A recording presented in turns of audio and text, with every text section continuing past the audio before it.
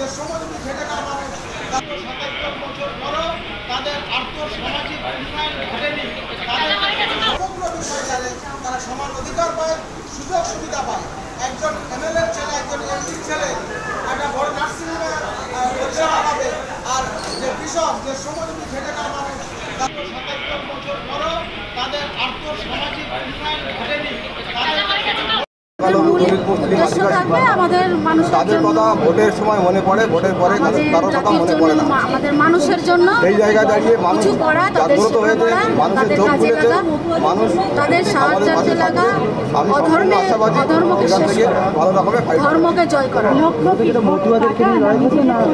সাধারণ পাবলিক তৈরি করা। শুধু মতুয়া নয়, আমার গুরুচাঁদ ঠাকুর 36টা জাতির জন্য লড়াই করেছিল এবং আমরাও সেই সমাজের, আমাদের লড়াইটাও সেই 36টা জাতির জন্য। সুবিধা পোদ্দার সেখানে আপনি কতটা আত্মবিশ্বাস এবং আশাবাদী? আমার মানুষের ওপর ভরসা আছে এবং আমার কর্মের ওপরেও ভরসা আছে। আমার মানুষরা যদি বোঝে তাহলে সেইটুকুনি আমি 100% ভরসা রাখছি, আশাবাদীও থাকছি যে আমার মানুষরা আমাদেরকে। বনগাঁ লোকসভা কেন্দ্রের মধ্যে হচ্ছে ঠাকুরবাড়ি, বনগাঁ লোকসভা কেন্দ্রের মধ্যে ঠাকুরবাড়ি, সেই ঠাকুরবাড়িতে দেখা যাচ্ছে যে বিজেপি এবং তৃণমূলের একটা দ্বন্দ্ব চলছে। সেখান থেকে দাঁড়িয়ে আপনি সেই ঠাকুরবাড়ির উদ্দেশ্যে কি বার্তা দেবেন এবং কীভাবে সেই দ্বন্দ্বকে? দেখুন, রাজ্য এবং কেন্দ্র ব্যবস্থা করেছে কতটুকু বলতে পারবো না। সেই জায়গায় দাঁড়িয়ে দুই দলই দুর্নীতির সঙ্গে জড়িত হয়ে গেছে। মানুষ বুঝতে পেরেছে যে এই দুই দল দুর্নীতি এবং বিকল্প কিছু করেছে। আমরা সেই মানুষের মানে চিন্তাধারাকে মাথায় রেখে আমরা নির্দল ভক্তদের জয়। আমার বলেছিলেন যে আমি ব্যবস্থা কতটা করেছে সেটা সাধারণ মানুষ এই নির্বাচনে সেই দিনটা এসে গেছে। আমরাও পরে বুঝতে পারবে যে লড়াইটা কতটা ব্যবস্থা করে দেয় কি করে। হরিগুরুচাঁদকে এবং তাকে আত্মীয়সিত হতে দেবো না কেন, তার এই লড়াইটা দলিত, মুসলিম, আদিবাসী সেই জায়গা থেকে এবং সমাজের পিছিয়ে পড়া সমস্ত স্তরের মানুষকে নিয়ে আমাদের এই লড়াই। ঠিক ধর্মের জায়গায় মর্যাদা দিয়ে আমরা রাখতে চাই। ভবিষ্যতে এই সমস্ত পিছিয়ে পড়া মানুষদেরকে সামনে সমাজে দলিত, মুসলিম, আদিবাসী এবং পিছিয়ে পড়া মানুষ তাদেরকে যোগ্য সম্মান দেওয়া এবং তাদের সুবিধা অসুবিধার পাশে থাকা। বারাসাত লোকসভা কেন্দ্রে আপনি জনগণের উদ্দেশ্যে কি বার্তা দেবেন আপনার দলের তরফ থেকে? বারাসাত লোকসভা কেন্দ্রে জনগণের উদ্দেশ্যে আমি একটি বার্তা দেব যে শাসকের যে দুই দল ক্ষমতায় আছে তারা সম্পূর্ণ দুর্নীতিগ্রস্ত। আপনারা সবাই দেখতে পাচ্ছেন এবং জনগণও দেখতে পাচ্ছে। তাদের সাইডে গিয়ে বিকল্প হিসাবে একটা প্ল্যাটফর্ম তৈরি করা। যদি আপনি পজিটিভ রেজাল্ট করেন তাহলে বারাসাত লোকসভা কেন্দ্রে কি মানে পরিকল্পনা করতে কাজ, আপনি নতুন কাজ কি থাকবে? আমি যদি জয়লাভ করতে পারি বারাসাত লোকসভা কেন্দ্রে প্রথম কাজ হবে আমার যে শিল্প, ছোটো ছোটো শিল্প আছে বারাসাত লোকসভা কেন্দ্রে, বস্ত্র শিল্প থেকে শুরু করে তারা শ্রমজীবী মানুষ, তাদের কোনো ইউনিয়ন নেই এবং তাদের কোনো কাজের সুবিধা দেওয়া হয় না। তাদের মানে মাসিক যে বেতন সেটা বাড়ানো হয় না। সেই শিল্প এবং তাদের শ্রমিকদের উপরে নজর রেখে আমি চিন্তা ভাবনা করব।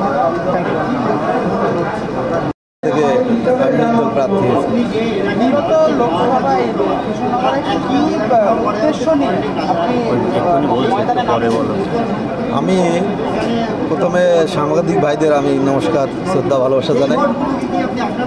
আমার মূল উদ্দেশ্য দীর্ঘ 25 বছর ধরে মতুয়া আন্দোলনের সঙ্গে জড়িত, কিন্তু মতুয়াদের যে দাবিগুলি কোনো ধর্মীয় অনুষ্ঠানে প্রকাশ করলে সেটাকে রাজনৈতিকভাবে দেখা হয়।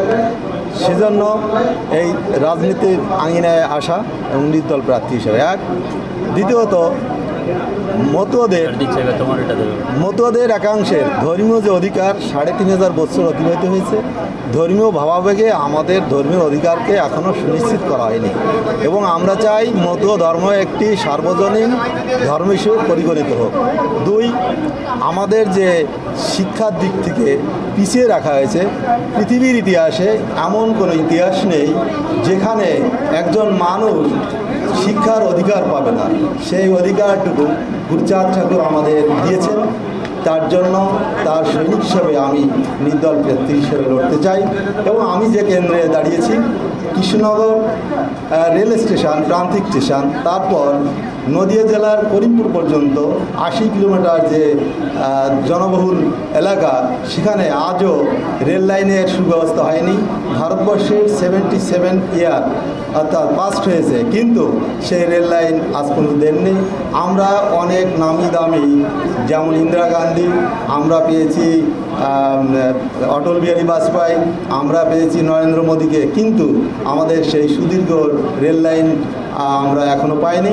এই রেল লাইনের সঙ্গে জড়িত যেমন অর্থনৈতিক, সামাজিক, শিক্ষা, অর্থাৎ আমাদের ছেলেরা দূর দূরান্তে উচ্চ শিক্ষা লাভ করার জন্য যেতে পারে না, কারণ অতিরিক্ত অর্থ খরচ দিয়ে দূর দূরান্তে কলকাতা কি দিল্লি পড়তে যাওয়ার আমাদের সৌভাগ্য হয় না। তাই রেল লাইনটা আমরা ইস্যু রাখব এবং হরিচাঁদ ঠাকুরের জন্মদিন একটা রাষ্ট্রীয় ছুটি ঘোষণা করতে হবে। এই দাবি দীর্ঘদিন বিভিন্ন রাজনৈতিক পার্টির কাছে রাখা হলেও আমাদের দাবিকে নস্যাৎ করে দেওয়া হয়েছে। সেই দাবি এখনও সম্পূর্ণ হয়নি এবং শিক্ষার ক্ষেত্রেও গুরুচাঁদের যে আদর্শ, গুরুচাঁদ ঠাকুরকে ভারতে একজন মরণোত্তর ভারতরত্ন উপাধি দেওয়ার জন্য আমরা দীর্ঘদিন ধরে দাবি করেছি, কিন্তু গুরুচাঁদ ঠাকুরকে সেই ভারতরত্ন মরণোত্তর দেওয়া হয়নি। এই দাবিও আমরা নির্দল প্রার্থী হিসেবে রাখব এবং এই দাবিগুলি আমরা বিভিন্ন ধর্ম সম্মেলনে রাখতে গেলেও রাজনৈতিক চাপে যেগুলি আমরা প্রকাশ করতে পারি না, তাই রাজনৈতিকভাবে লড়াই করে আমাদের দাবির আদায়ের উদ্দেশ্যে আমরা নির্দল প্রার্থী হিসাবে মানুষের কাছে ভোট প্রার্থনা করতে পারি। আচ্ছা, কি বলছেন আপনি?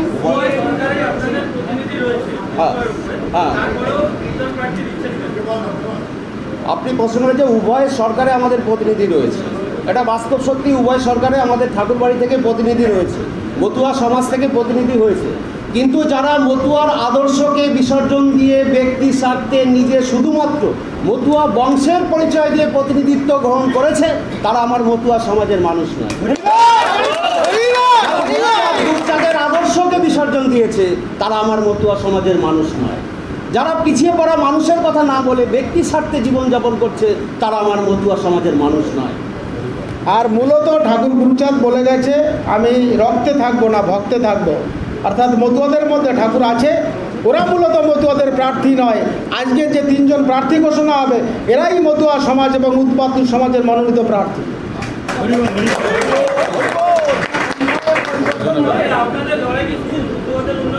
না না, কে বললো? আমি এতক্ষণ তাই বললাম। ভারতবর্ষের 80% মানুষ জাতি ধর্ম বর্ণ নির্বিশেষে যারা সোশিও ইকোনমিক্যালি এবং এডুকেশনালি পিছিয়ে, যাদেরকে শুধু একটা ভোটের যন্ত্র হিসাবে ব্যবহার করা হয়, কিন্তু ভোট চলে গেলে তাদের শিক্ষা, স্বাস্থ্য, কর্মসংস্থান উন্নয়নের জন্য বিগত দিনের 77 বছর ধরে কোনো সরকার কোনো পরিকল্পনা গ্রহণ করেনি। সেই অংশের মানুষের সার্বিক উন্নয়ন এবং ডেভেলপমেন্টের জন্য আমাদের এই পথ চলা।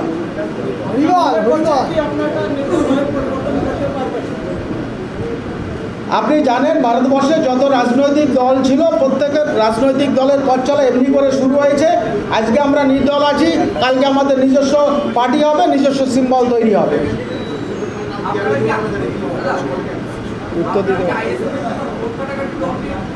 না না, আমরা কারোর ভোট কাটাকাটি প্রক্রিয়ার মধ্যে নেই। আমরা হরি গুরুচাঁদ, স্বামী বিবেকানন্দ, রবীন্দ্রনাথ, বাবা সাহেবের যে চিন্তা ভাবনা, যে স্বপ্নের ভারত, বিরসা মুন্ডা থেকে শুরু করে এদের যে চিন্তা ভাবনা ছিল, নূতন ভারত গড়বার যে পরিকল্পনা ছিল, আমরা তাদের আদর্শকে পাথর করে আমরা নিজস্ব রাজনৈতিক বাড়ি তৈরি করতে চাই। আর কারোর দালালি গোলামি করতে চাই না। আমরা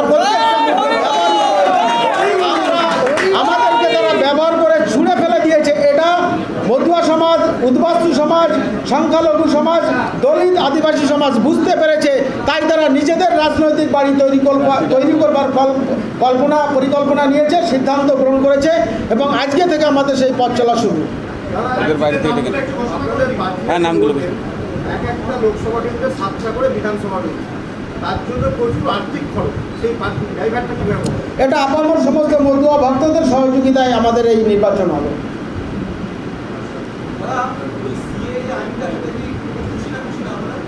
না না, সিএ তো একটা ভাওতাবাজি চলছে। তারা যে হিন্দু প্রীতি দেখায়, সত্যি সত্যি যদি হিন্দুদের নাগরিকত্ব দেওয়ার উদ্দেশ্য থাকতো, ৭৭ বছর পরে দেশভাগের পরে যে সমস্ত হিন্দু সহ 6টা ধর্মীয় সম্প্রদায়ের মানুষ এই ভারতবর্ষে বসবাস করছে, তাদের ভোটার কার্ড, রেশন কার্ড, জমির দলিল সমস্ত কিছু আছে এবং তাদের ঘরের ছেলেমেয়েরা চাকরি করছে, বড় বড় ব্যবসা করছে। আজকে তাদের কাছে যদি বলা হয় তুমি বাংলাদেশি হিসাবে তোমাকে কাগজপত্র জমা দিতে হবে, তাহলে আপনারাই বলুন সেই মানুষগুলো একদিকে যখন ভারতবর্ষের সমস্ত কাগজপত্র তৈরি করবার জন্য ডকুমেন্টস তৈরি করেছিলেন, সেখানে তিনি স্বীকার করেছিলেন আমি ভারতীয়, আর আজকে যদি তাকে বাংলাদেশ হিসাবে কাগজপত্র দিতে হয় তাহলে সে তো জালিয়াতি কেসে ফাটবে। আলটিমেট এটা সিএটা নাগরিকত্ব দেওয়ার উদ্দেশ্য নয়, মতুয়া, উদ্বাস্তু এবং দেশভাগের বলি ছিন্নমূল উদ্বাস্তু মানুষগুলোকে চরম বিপদে ফেলবার চক্রান্ত। আমরা দাবি করছি নতুন করে আবার একটা আইন তৈরি করে নিঃশর্ত নাগরিকত্বের ব্যবস্থা করুক, না হলে সারা বাংলা এবং দেশ জুড়ে চরম আন্দোলন চলবে।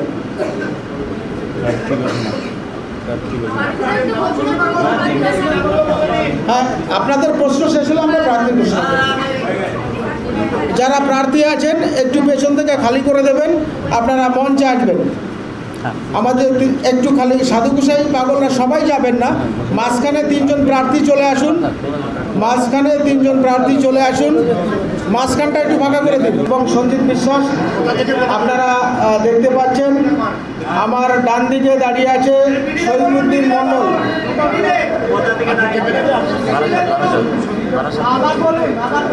পেছনের 3জন আমার ডান দিকে দাঁড়িয়ে আছে সৈফুদ্দিন মণ্ডল, বারাসাত লোকসভা থেকে তিনি প্রতিদ্বন্দ্বিতা করছেন, এবং আমার বাঁ দিকে দাঁড়িয়ে রয়েছে ডাক্তার সঞ্জিত বিশ্বাস, যিনি কৃষ্ণনগর লোকসভা থেকে প্রতিদ্বন্দ্বিতা করছেন। আর বনগাঁ লোকসভা, যেটা মতুয়া গড়, উদ্বাস্তুদের গড়, সেই গড় থেকে মতুয়া এবং উদ্বাস্তুদের নিয়ে দীর্ঘদিন ধরে যিনি কাজ করে চলেছেন, বাংলা দাদা ভারতবর্ষে যিনি মতুয়া মাতা হিসাবে পরিচিত, তিনি মতুয়া পরিবারের সন্তান,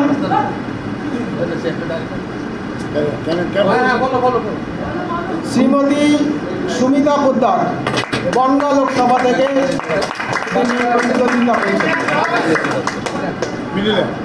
ইতিমধ্যে আপনাদের সামনে উপস্থিত হয়েছেন সুমিতা পোদ্দার, যিনি বনগাঁ লোকসভা এবং গড়, সেই গড় থেকে প্রতিদ্বন্দ্বিতা করছেন মতুয়া ঘরের মেয়ে, উদ্বাস্তু ঘরের মেয়ে সুমিতা পোদ্দার।